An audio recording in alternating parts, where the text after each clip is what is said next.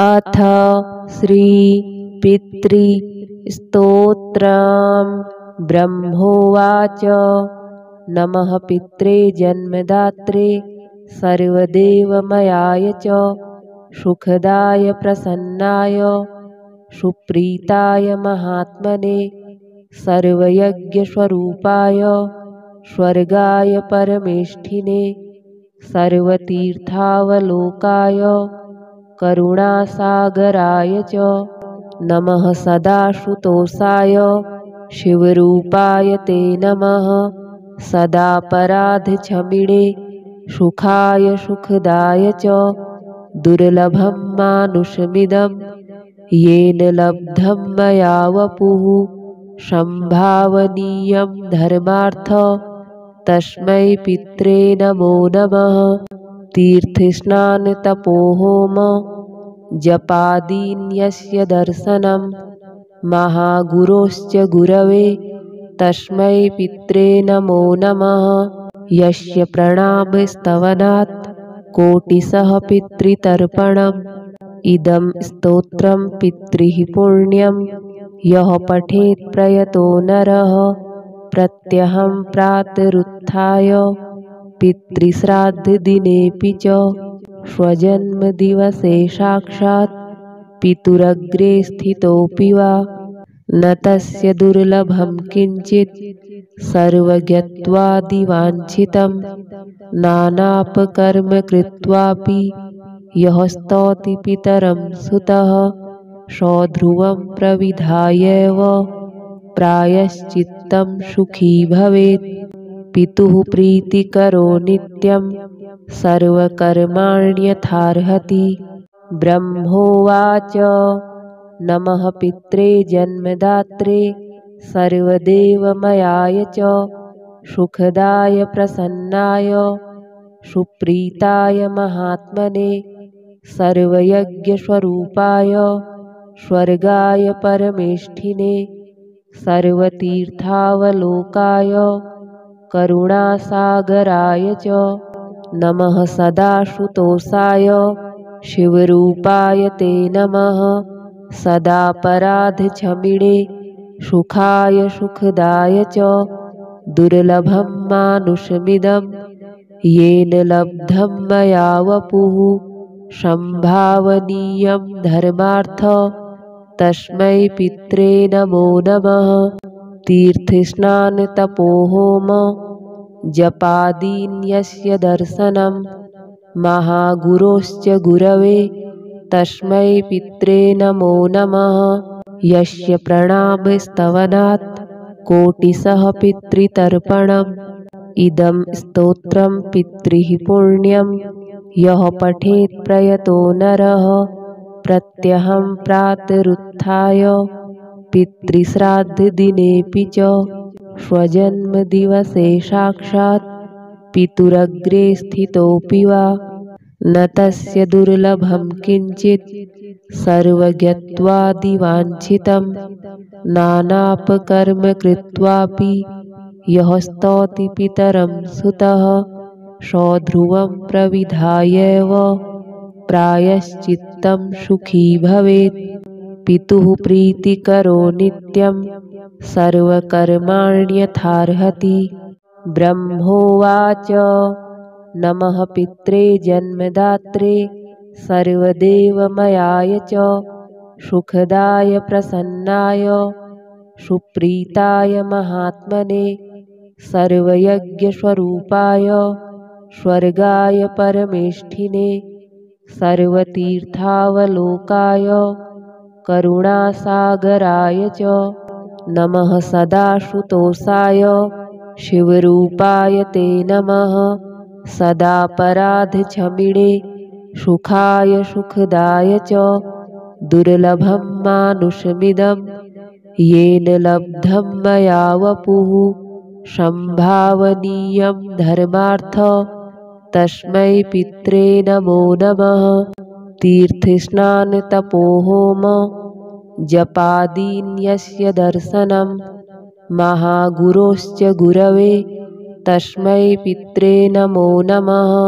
यस्य प्रणामस्तवनात् कोटिशः पितृतर्पणम् इदं स्तोत्रं पितृः पुण्यं यः पठेत् प्रयतो नरः प्रत्यहं प्रातरुत्थाय पितृश्राद्धदिनेऽपि च स्वजन्मदिवसे साक्षात् पितुरग्रे स्थितोऽपि वा न तस्य दुर्लभं किञ्चित् सर्वज्ञत्वादिवाञ्छितं नानापकर्म कृत्वापि यः स्तौति पितरं सुतः सध्रुवं प्रविधायैव प्रायश्चित्तं सुखी भवेत्। पितुः प्रीतिकरो नित्यं सर्वकर्माण्यथार्हति। ब्रह्मोवाच नमः पित्रे जन्मदात्रे सर्वदेवमयाय च सुखदाय प्रसन्नाय सुप्रीताय महात्मने सर्वयज्ञस्वरूपाय स्वर्गाय परमेष्ठिने सर्वतीर्थावलोकाय करुणासागराय च नमः सदाशुतोषाय शिवरूपाय ते नमः सदापराधक्षमिणे सुखाय सुखदाय च दुर्लभं मानुषमिदं येन लब्धं मया वपुः संभावनीयं धर्मार्थ तस्मै पित्रे नमो नमः। तीर्थस्नानतपोहोम जपादीन्यस्य दर्शनं महागुरोश्च गुरवे तस्मै पित्रे नमो नमः। यस्य प्रणामस्तवनात् कोटिशः पितृतर्पणम् इदं स्तोत्रं पितृः पुण्यं यः पठेत् प्रयतो नरः प्रत्यहं प्रातरुत्थाय पितृश्राद्धदिनेऽपि च स्वजन्मदिवसे साक्षात् पितुरग्रे स्थितोऽपि वा न तस्य दुर्लभं किञ्चित् सर्वज्ञत्वादिवाञ्छितं नानापकर्म कृत्वापि यः स्तौति पितरं सुतः सध्रुवं प्रविधायैव प्रायश्चित्तं सुखी भवेत्। पितुः प्रीतिकरो नित्यं सर्वकर्माण्यथार्हति। ब्रह्मोवाच नमः पित्रे जन्मदात्रे सर्वदेवमयाय च सुखदाय प्रसन्नाय सुप्रीताय महात्मने सर्वयज्ञस्वरूपाय स्वर्गाय परमेष्ठिने सर्वतीर्थावलोकाय करुणासागराय च नमः सदाशुतोषाय शिवरूपाय ते नमः सदापराधक्षमिणे सुखाय सुखदाय च दुर्लभं मानुषमिदं येन लब्धं मया वपुः संभावनीयं धर्मार्थ तस्मै पित्रे नमो नमः। तीर्थस्नानतपोहोम जपादीन्यस्य दर्शनं महागुरोश्च गुरवे तस्मै पित्रे नमो नमः।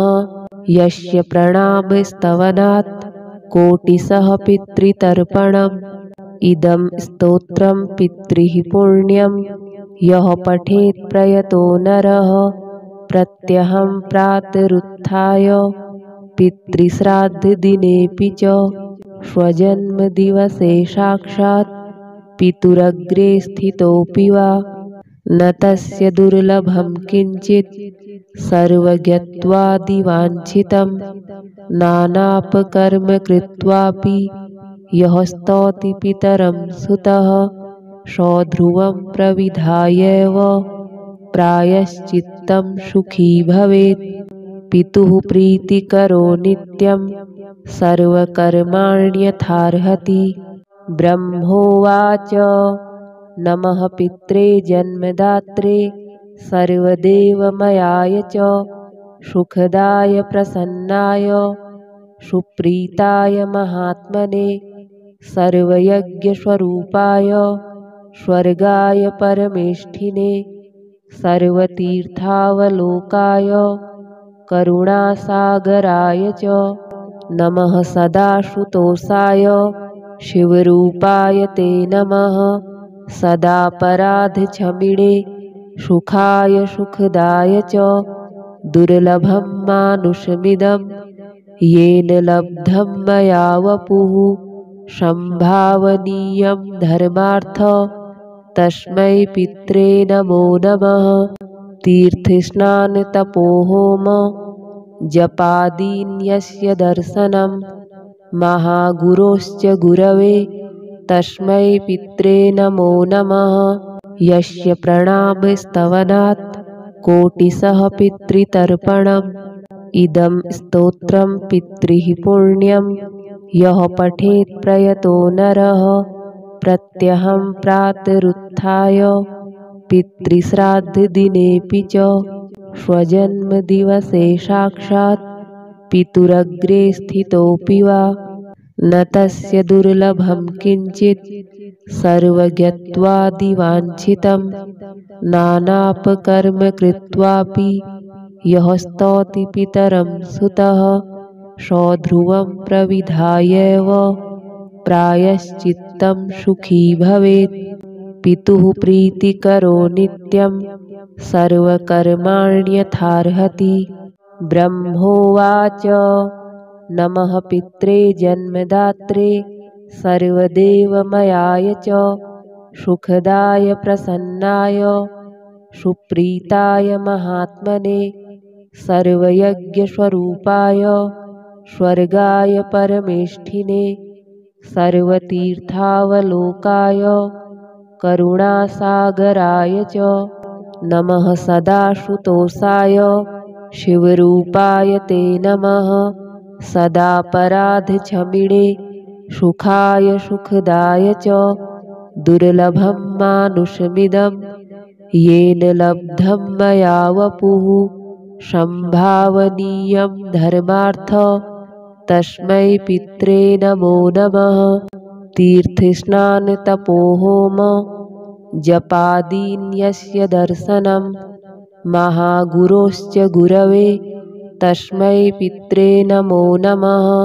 यस्य प्रणामस्तवनात् कोटिशः पितृतर्पणम् इदं स्तोत्रं पितृः पुण्यं यः पठेत् प्रयतो नरः प्रत्यहं प्रातरुत्थाय पितृश्राद्धदिनेऽपि च स्वजन्मदिवसे साक्षात् पितुरग्रे स्थितोऽपि वा न तस्य दुर्लभं किञ्चित् सर्वज्ञत्वादिवाञ्छितं नानापकर्म कृत्वापि यः स्तौति पितरं सुतः सध्रुवं प्रविधायैव प्रायश्चित्तं सुखी भवेत्।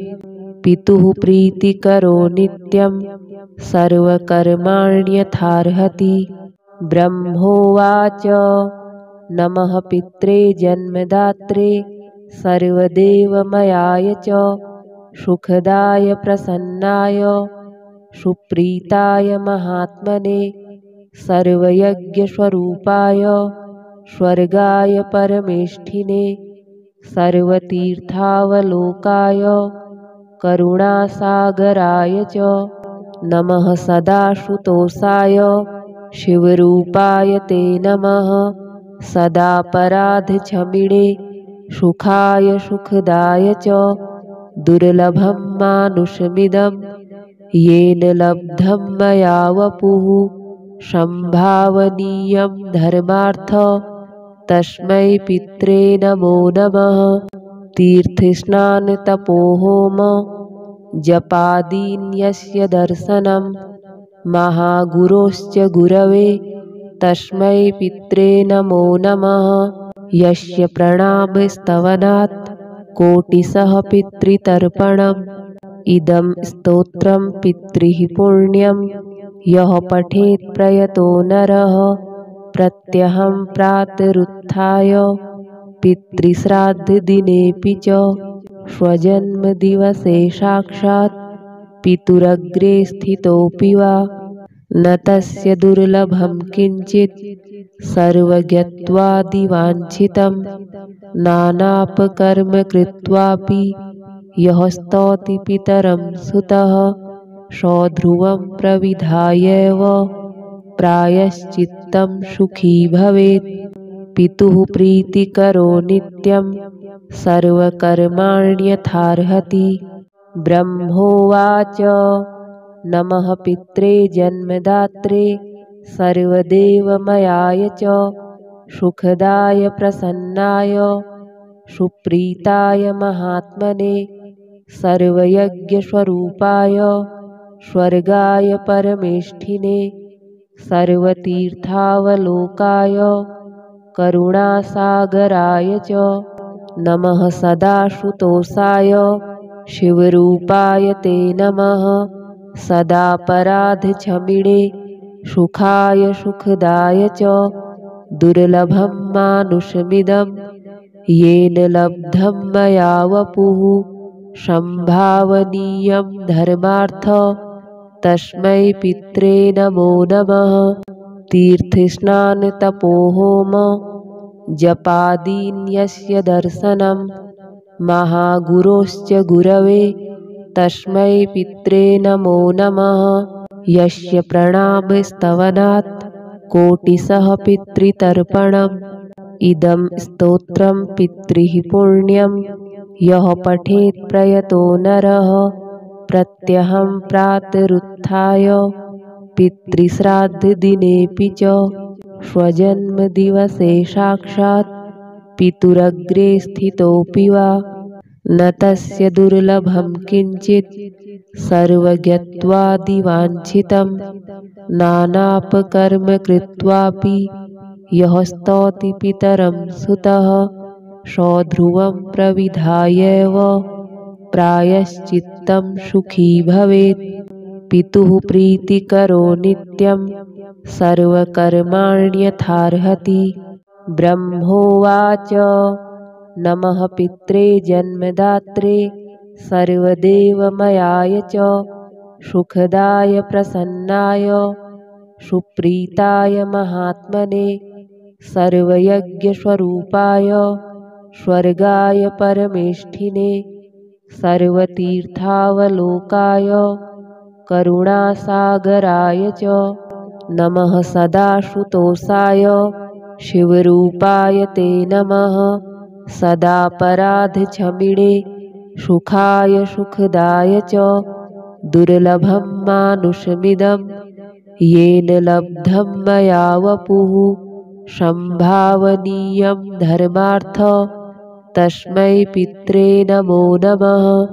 तीर्थस्नानतपोहोम जपादीन्यस्य दर्शनं महागुरोश्च गुरवे तस्मै पित्रे नमो नमः। यस्य प्रणामस्तवनात् कोटिशः पितृतर्पणम् इदं स्तोत्रं पितृः पुण्यं यः पठेत् प्रयतो नरः प्रत्यहं प्रातरुत्थाय पितृश्राद्धदिनेऽपि च स्वजन्मदिवसे साक्षात् पितुरग्रे स्थितोऽपि वा न तस्य दुर्लभं किञ्चित् सर्वज्ञत्वादिवाञ्छितं नानापकर्म कृत्वापि यः स्तौति पितरं सुतः सध्रुवं प्रविधायैव प्रायश्चित्तं सुखी भवेत्। पितुः प्रीतिकरो नित्यं सर्वकर्माण्यथार्हति। ब्रह्मोवाच नमः पित्रे जन्मदात्रे सर्वदेवमयाय च सुखदाय प्रसन्नाय सुप्रीताय महात्मने सर्वयज्ञस्वरूपाय स्वर्गाय परमेष्ठिने सर्वतीर्थावलोकाय करुणासागराय च नमः सदाशुतोषाय शिवरूपाय ते नमः सदापराधक्षमिणे सुखाय सुखदाय च दुर्लभं मानुषमिदं येन लब्धं मया वपुः संभावनीयं धर्मार्थ तस्मै पित्रे नमो नमः। तीर्थस्नानतपोहोम जपादीन्यस्य दर्शनं महागुरोश्च गुरवे तस्मै पित्रे नमो नमः। यस्य प्रणामस्तवनात् कोटिशः पितृतर्पणम् इदं स्तोत्रं पितृः पुण्यं यः पठेत् प्रयतो नरः प्रत्यहं प्रातरुत्थाय पितृश्राद्धदिनेऽपि च स्वजन्मदिवसे साक्षात् पितुरग्रे स्थितोऽपि वा न तस्य दुर्लभं किञ्चित् सर्वज्ञत्वादिवाञ्छितं नानापकर्म कृत्वापि यः स्तौति पितरं सुतः सध्रुवं प्रविधायैव प्रायश्चित्तं सुखी भवेत्। पितुः प्रीतिकरो नित्यं सर्वकर्माण्यथार्हति।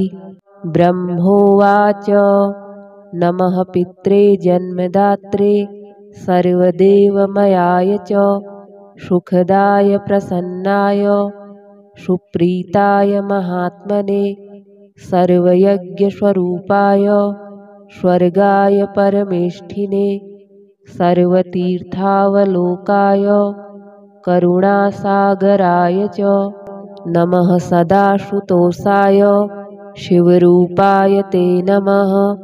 सदापराधक्षमिणे सुखाय सुखदाय च दुर्लभं मानुषमिदं येन लब्धं मया वपुः संभावनीयं धर्मार्थ तस्मै पित्रे नमो नमः।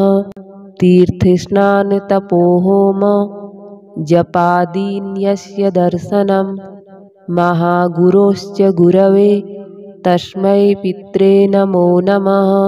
यस्य प्रणामस्तवनात् कोटिशः पितृतर्पणम् इदं स्तोत्रं पितृः पुण्यं यः पठेत् प्रयतो नरः प्रत्यहं प्रातरुत्थाय पितृश्राद्धदिनेऽपि च स्वजन्मदिवसे साक्षात् पितुरग्रे स्थितोऽपि वा न तस्य दुर्लभं किञ्चित् सर्वज्ञत्वादिवाञ्छितं नानापकर्म कृत्वापि यः स्तौति पितरं सुतः सध्रुवं प्रविधायैव प्रायश्चित्तं सुखी भवेत्। पितुः प्रीतिकरो नित्यं सर्वकर्माण्यथार्हति। ब्रह्मोवाच नमः पित्रे जन्मदात्रे सर्वदेवमयाय च सुखदाय प्रसन्नाय सुप्रीताय महात्मने सर्वयज्ञस्वरूपाय स्वर्गाय परमेष्ठिने सर्वतीर्थावलोकाय करुणासागराय च नमः सदाशुतोषाय शिवरूपाय ते नमः। सदापराधक्षमिणे सुखाय सुखदाय च दुर्लभं मानुषमिदं येन लब्धं मया वपुः संभावनीयं धर्मार्थ तस्मै पित्रे नमो नमः। तीर्थस्नानतपोहोम जपादीन्यस्य दर्शनं महागुरोश्च गुरवे तस्मै पित्रे नमो नमः। यस्य प्रणामस्तवनात् कोटिशः पितृतर्पणम् इदं स्तोत्रं पितृः पुण्यं यः पठेत् प्रयतो नरः प्रत्यहं प्रातरुत्थाय पितृश्राद्धदिनेऽपि च स्वजन्मदिवसे साक्षात् पितुरग्रे स्थितोऽपि वा न तस्य दुर्लभं किञ्चित् सर्वज्ञत्वादिवाञ्छितं नानापकर्म कृत्वापि यः स्तौति पितरं सुतः सध्रुवं प्रविधायैव प्रायश्चित्तं सुखी भवेत्। पितुः प्रीतिकरो नित्यं सर्वकर्माण्यथार्हति। ब्रह्मोवाच नमः पित्रे जन्मदात्रे सर्वदेवमयाय च सुखदाय प्रसन्नाय सुप्रीताय महात्मने सर्वयज्ञस्वरूपाय स्वर्गाय परमेष्ठिने सर्वतीर्थावलोकाय करुणासागराय च नमः सदाशुतोषाय शिवरूपाय ते नमः सदापराधक्षमिणे सुखाय सुखदाय च दुर्लभं मानुषमिदं येन लब्धं मया वपुः संभावनीयं धर्मार्थ तस्मै पित्रे नमो नमः। तीर्थस्नानतपोहोम जपादीन्यस्य दर्शनं महागुरोश्च गुरवे तस्मै पित्रे नमो नमः। यस्य प्रणामस्तवनात् कोटिशः पितृतर्पणम् इदं स्तोत्रं पितृः पुण्यं यः पठेत् प्रयतो नरः प्रत्यहं प्रातरुत्थाय पितृश्राद्धदिनेऽपि च स्वजन्मदिवसे साक्षात् पितुरग्रे स्थितोऽपि वा न तस्य दुर्लभं किञ्चित् सर्वज्ञत्वादिवाञ्छितं नानापकर्म कृत्वापि यः स्तौति पितरं सुतः सध्रुवं प्रविधायैव प्रायश्चित्तं सुखी भवेत्। पितुः प्रीतिकरो नित्यं सर्वकर्माण्यथार्हति। ब्रह्मोवाच नमः पित्रे जन्मदात्रे सर्वदेवमयाय च सुखदाय प्रसन्नाय सुप्रीताय महात्मने सर्वयज्ञस्वरूपाय स्वर्गाय परमेष्ठिने सर्वतीर्थावलोकाय करुणासागराय च नमः सदाशुतोषाय शिवरूपाय ते नमः सदापराधक्षमिणे सुखाय सुखदाय च दुर्लभं मानुषमिदं येन लब्धं मया वपुः संभावनीयं धर्मार्थ तस्मै पित्रे नमो नमः। तीर्थस्नानतपोहोम जपादीन्यस्य दर्शनं महागुरोश्च गुरवे तस्मै पित्रे नमो नमः। यस्य प्रणामस्तवनात् कोटिशः पितृतर्पणम् इदं स्तोत्रं पितृः पुण्यं यः पठेत् प्रयतो नरः प्रत्यहं प्रातरुत्थाय पितृश्राद्धदिनेऽपि च स्वजन्मदिवसे साक्षात् पितुरग्रे स्थितोऽपि वा न तस्य दुर्लभं किञ्चित् सर्वज्ञत्वादिवाञ्छितं नानापकर्म कृत्वापि यः स्तौति पितरं सुतः सध्रुवं प्रविधायैव प्रायश्चित्तं सुखी भवेत्। पितुः प्रीतिकरो नित्यं सर्वकर्माण्यथार्हति। ब्रह्मोवाच नमः पित्रे जन्मदात्रे सर्वदेवमयाय च सुखदाय प्रसन्नाय सुप्रीताय महात्मने सर्वयज्ञस्वरूपाय स्वर्गाय परमेष्ठिने सर्वतीर्थावलोकाय करुणासागराय च नमः सदाशुतोषाय शिवरूपाय ते नमः सदापराधक्षमिणे सुखाय सुखदाय च दुर्लभं मानुषमिदं येन लब्धं मया वपुः संभावनीयं धर्मार्थ तस्मै पित्रे नमो नमः। तीर्थस्नानतपोहोम जपादीन्यस्य दर्शनं महागुरोश्च गुरवे तस्मै पित्रे नमो नमः। यस्य प्रणामस्तवनात् कोटिशः पितृतर्पणम् इदं स्तोत्रं पितृः पुण्यं यः पठेत् प्रयतो नरः प्रत्यहं प्रातरुत्थाय पितृश्राद्धदिनेऽपि च स्वजन्मदिवसे साक्षात् पितुरग्रे स्थितोऽपि वा न तस्य दुर्लभं किञ्चित् सर्वज्ञत्वादिवाञ्छितं नानापकर्म कृत्वापि यः स्तौति पितरं सुतः सध्रुवं प्रविधायैव प्रायश्चित्तं सुखी भवेत्। पितुः प्रीतिकरो नित्यं सर्वकर्माण्यथार्हति। ब्रह्मोवाच नमः पित्रे जन्मदात्रे सर्वदेवमयाय च सुखदाय प्रसन्नाय सुप्रीताय महात्मने सर्वयज्ञस्वरूपाय स्वर्गाय परमेष्ठिने सर्वतीर्थावलोकाय करुणासागराय च नमः सदाशुतोषाय शिवरूपाय ते नमः सदापराधक्षमिणे सुखाय सुखदाय च दुर्लभं मानुषमिदं येन लब्धं मया वपुः संभावनीयं धर्मार्थ तस्मै पित्रे नमो नमः। तीर्थस्नानतपोहोम जपादीन्यस्य दर्शनं महागुरोश्च गुरवे तस्मै पित्रे नमो नमः।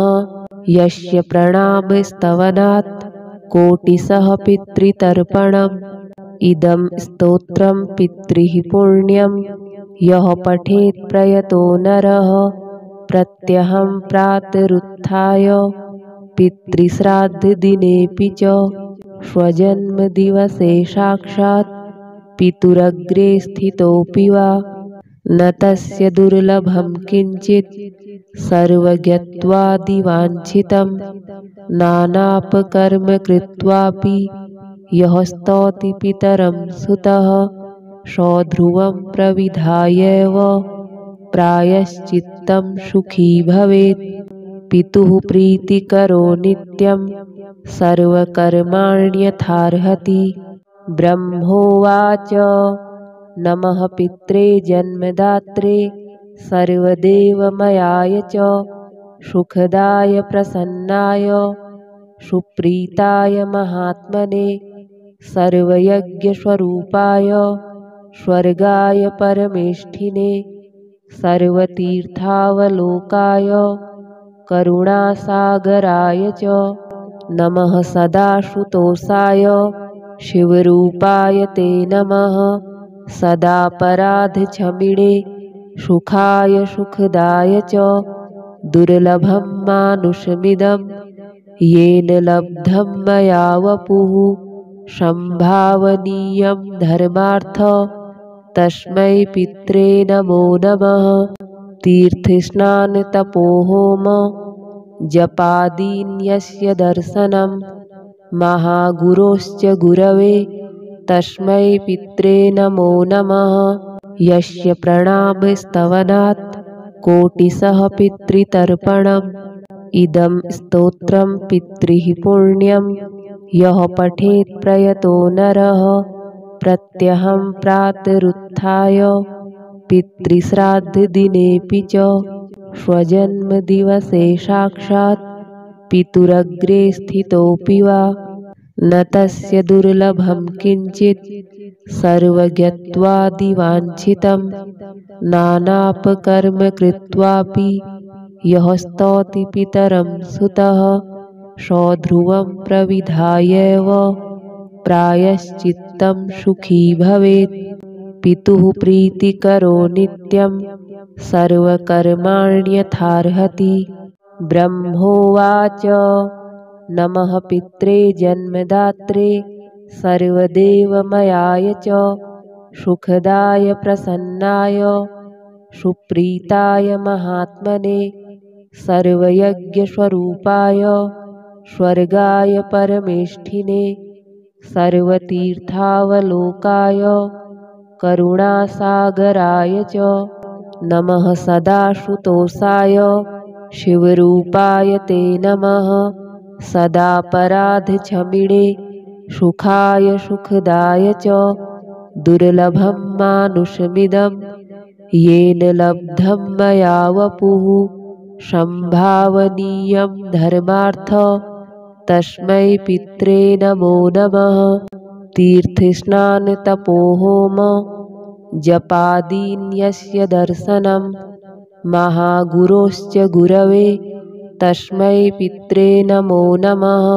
यस्य प्रणामस्तवनात् कोटिशः पितृतर्पणम् इदं स्तोत्रं पितृः पुण्यं यः पठेत् प्रयतो नरः प्रत्यहं प्रातरुत्थाय पितृश्राद्धदिनेऽपि च स्वजन्मदिवसे साक्षात् पितुरग्रे स्थितोऽपि वा न तस्य दुर्लभं किञ्चित् सर्वज्ञत्वादिवाञ्छितं नानापकर्म कृत्वापि यः स्तौति पितरं सुतः सध्रुवं प्रविधायैव प्रायश्चित्तं सुखी भवेत्।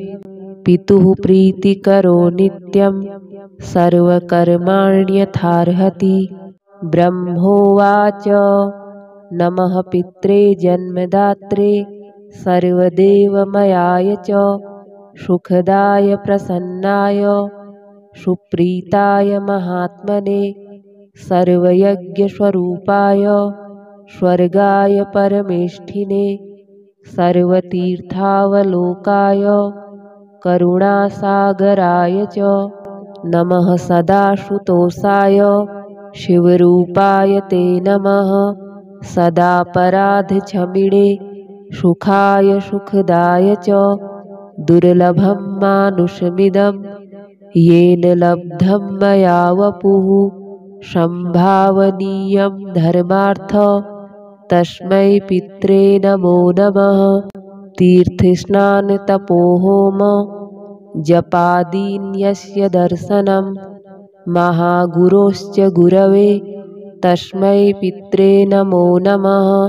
यस्य प्रणामस्तवनात् कोटिशः पितृतर्पणम् इदं स्तोत्रं पितृः पुण्यं यः पठेत् प्रयतो नरः प्रत्यहं प्रातरुत्थाय पितृश्राद्धदिनेऽपि च स्वजन्मदिवसे साक्षात् पितुरग्रे स्थितोऽपि वा न तस्य दुर्लभं किञ्चित् सर्वज्ञत्वादिवाञ्छितं नानापकर्म कृत्वापि यः स्तौति पितरं सुतः सध्रुवं प्रविधायैव प्रायश्चित्तं सुखी भवेत्। पितुः प्रीतिकरो नित्यं सर्वकर्माण्यथार्हति। ब्रह्मोवाच नमः पित्रे जन्मदात्रे सर्वदेवमयाय च सुखदाय प्रसन्नाय सुप्रीताय महात्मने सर्वयज्ञस्वरूपाय स्वर्गाय परमेष्ठिने सर्वतीर्थावलोकाय करुणासागराय च नमः सदाशुतोषाय शिवरूपाय ते नमः। सदापराधक्षमिणे सुखाय सुखदाय च दुर्लभं मानुषमिदं येन लब्धं मया वपुः संभावनीयं धर्मार्थ तस्मै पित्रे नमो नमः। तीर्थस्नानतपोहोम जपादीन्यस्य दर्शनं महागुरोश्च गुरवे तस्मै पित्रे नमो नमः। यस्य प्रणामस्तवनात् कोटिशः पितृतर्पणम् इदं स्तोत्रं पितृः पुण्यं यः पठेत् प्रयतो नरः प्रत्यहं प्रातरुत्थाय पितृश्राद्धदिनेऽपि च स्वजन्मदिवसे साक्षात् पितुरग्रे स्थितोऽपि वा न तस्य दुर्लभं किञ्चित् सर्वज्ञत्वादिवाञ्छितं नानापकर्म कृत्वापि यः स्तौति पितरं सुतः सध्रुवं प्रविधायैव प्रायश्चित्तं सुखी भवेत्।